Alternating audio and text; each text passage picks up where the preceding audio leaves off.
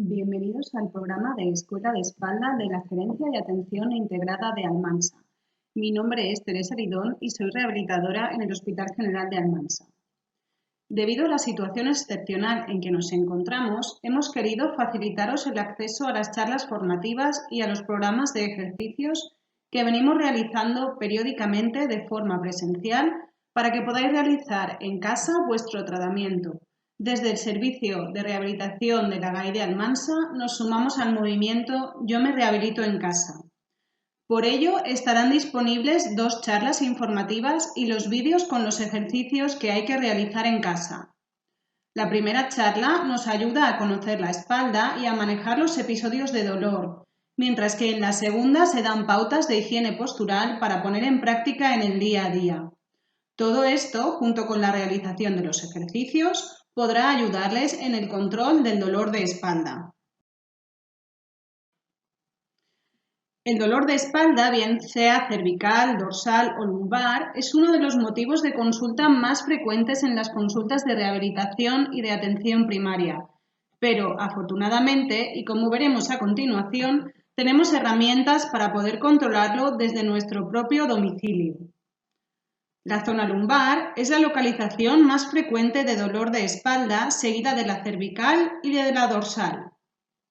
El dolor lumbar afecta al 80% de la población en algún momento de su vida, pero es muy importante remarcar que 9 de cada 10 veces el dolor se pasará sin que tomemos ninguna medida. Será benigno, es decir, no habrá ninguna causa preocupante que lo provoque y no supondrá ninguna incapacidad. No dejará secuelas limitantes para nuestras actividades diarias. Los programas de escuela de espalda tienen como objetivo ofrecer a los pacientes la información y los recursos necesarios para prevenir y controlar los episodios de dolor de espalda.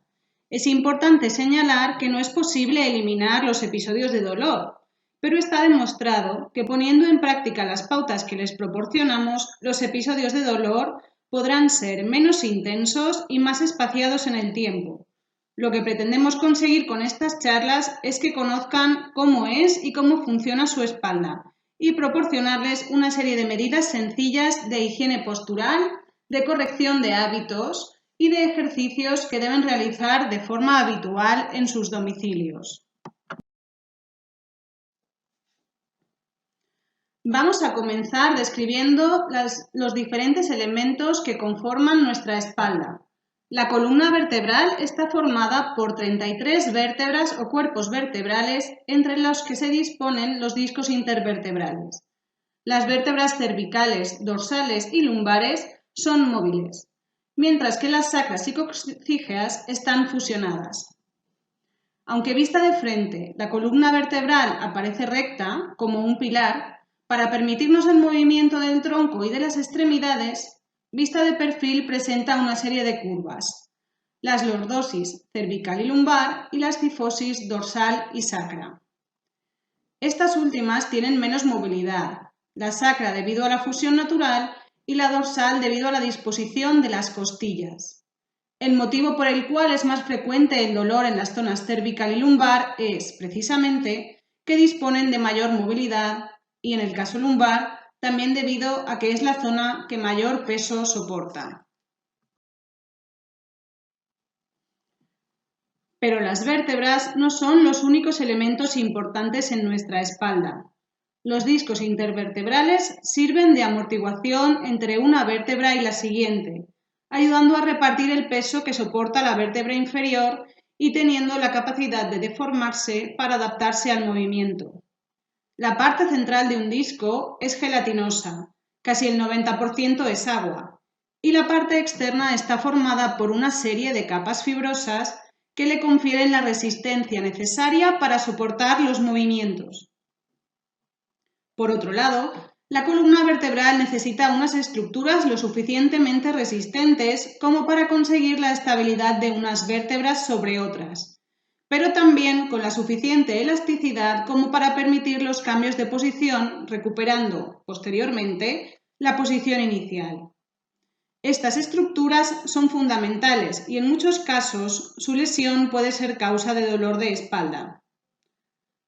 Los músculos son aquellas estructuras que unen unos segmentos de la espalda con otros y también los que relacionan la columna vertebral con el resto de partes del cuerpo, permitiendo el movimiento tanto del tronco como de las extremidades, de forma que podamos movernos de forma armónica y coordinada.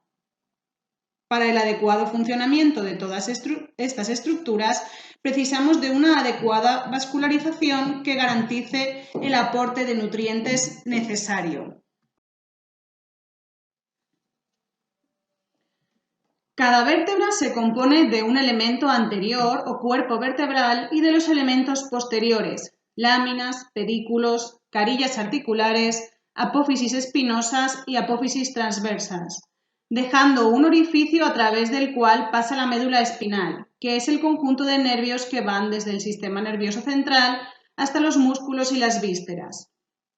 Entre cada dos vértebras quedan también dos orificios laterales, agujeros de conjunción o forámenes, por los que salen los nervios correspondientes a ese nivel. En la zona lumbar, los cuerpos vertebrales son más grandes, ya que soportan el peso del tronco, la cabeza y los miembros superiores, y tienen especial relevancia las articulaciones posteriores, llamadas facetarias a este nivel. Están diseñadas para facilitar el movimiento, pero con el deterioro de las estructuras pueden llegar a ser una zona de carga y favorecer la aparición de dolor. La musculatura de la espalda se divide en diferentes capas. En la más profunda se encuentran los músculos más cortos, que unen unas vértebras con otras. Por encima de estos se encuentran los músculos más largos, que unen las vértebras entre sí y también con las estructuras de la cabeza, del tórax y de la pelvis. En la capa más superficial se encuentran los músculos más grandes que relacionan la columna con las extremidades superiores e inferiores.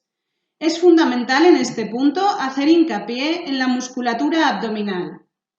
Esta musculatura anterior actúa como una faja y contribuye de forma muy importante a la estabilidad de la columna lumbar, ayudando a mantener su posición cuando estamos quietos y cuando nos movemos.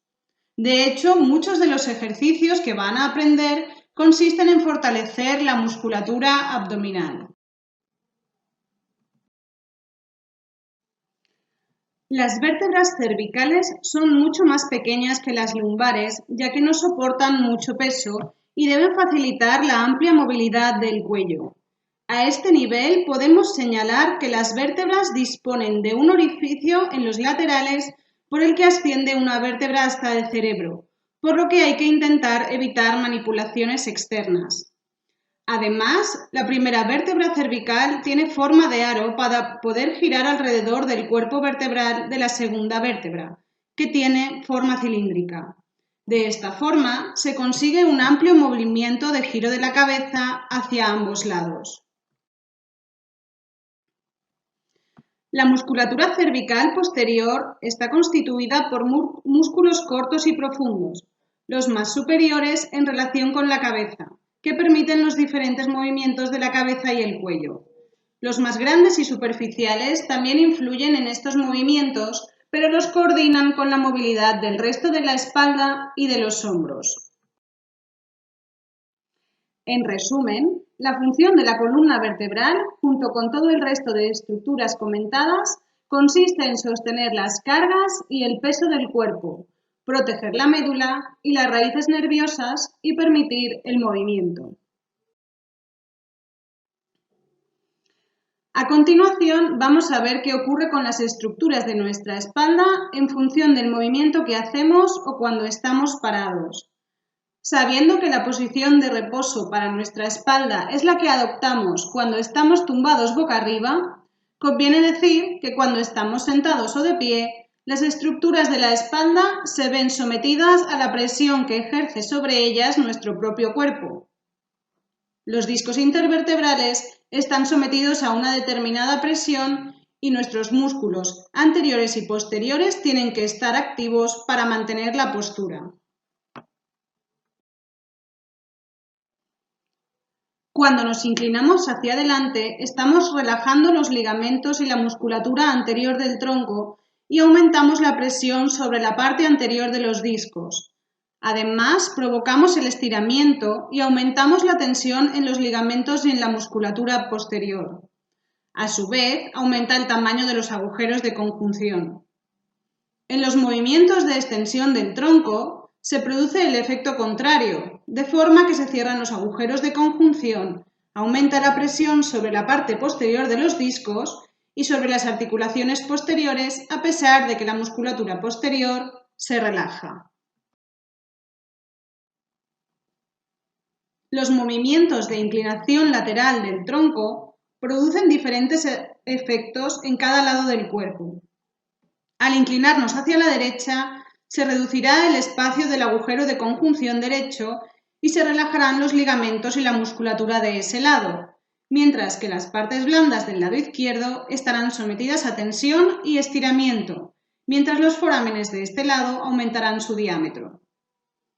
El movimiento más perjudicial es la rotación del cuerpo, ya que durante la misma todas las estructuras están sometidas a tensión en ambos lados del cuerpo, unas por compresión y otras por estiramiento, facilitando también la elongación de las fibras más externas de los discos intervertebrales.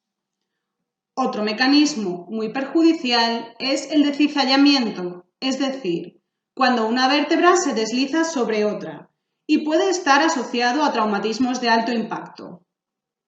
Tanto la musculatura como los ligamentos y las fibras externas de los discos pueden lesionarse, pudiendo ser consecuencia de pérdida de amortiguación. Vamos a hacer un pequeño inciso para intentar explicar qué es el dolor y cuáles pueden ser sus manifestaciones, para que sea más sencillo poder manejarlo. La Sociedad Internacional para el Estudio del Dolor, IASP, lo define como una experiencia sensorial o emocional desagradable que se asocia a la lesión, presente o potencial, de un tejido corporal. Fijándonos en el diagrama, podríamos decir que, generalmente, nos quedamos en las dos primeras esferas. Nos lesionamos y sentimos dolor que cederá antes o después.